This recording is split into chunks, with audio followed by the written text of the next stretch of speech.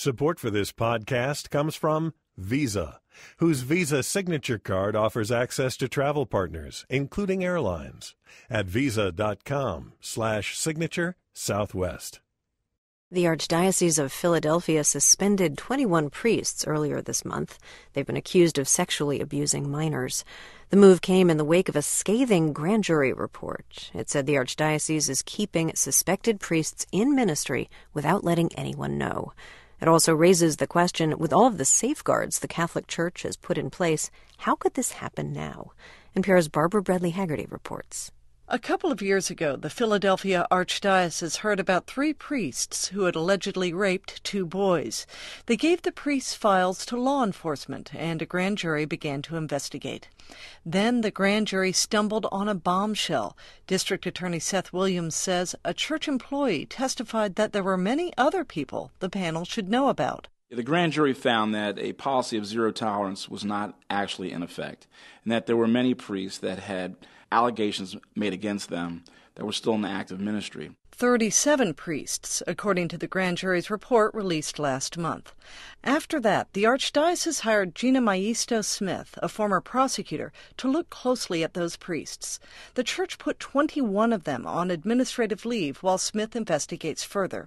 Smith says she's seen no evidence that church officials intentionally protected sexual predators. I can say with clarity that I saw the Archdiocese doing what it could do within the systems that it had and making the best decisions they could under the circumstances. So, if the Archdiocese was following all the right procedures, how did these priests fall through the cracks? It turns out there's a lot of play in the rules, says Terry McKiernan, president of bishopaccountability.org, a watchdog group. He says when an allegation comes in, the bishop doesn't have to pursue it very far. A bishop may decide at a very early stage that an allegation is without merit.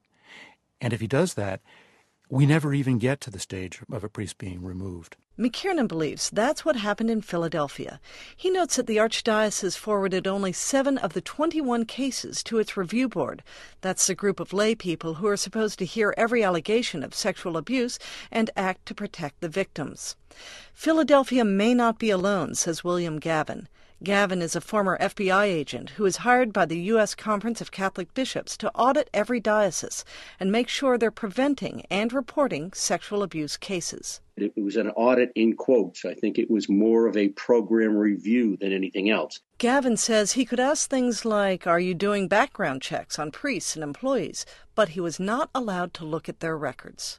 We didn't have the benefit of drilling down into personnel files to see what might be there. They were off limits. Gavin's auditors had to depend on the bishop's word about whether anyone had been accused of abuse.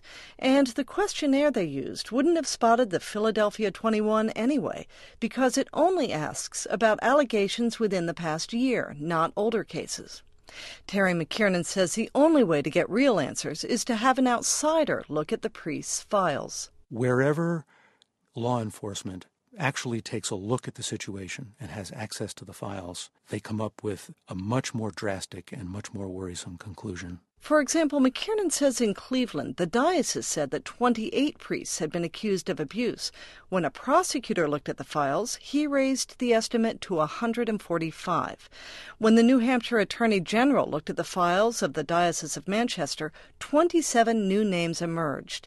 And McKiernan has obtained a recent document from the Boston Archdiocese that says there are 40 credibly accused priests whose names are still unknown to the public. Even critics say that most dioceses are trying to do their best, protecting victims and still giving due process to priests who may have been wrongly accused.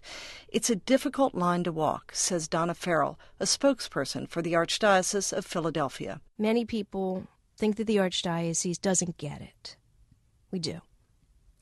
And the task, the job ahead of us is to recognize where we've fallen short and to let our actions speak to our resolve. The faithful will surely be watching, and so will prosecutors.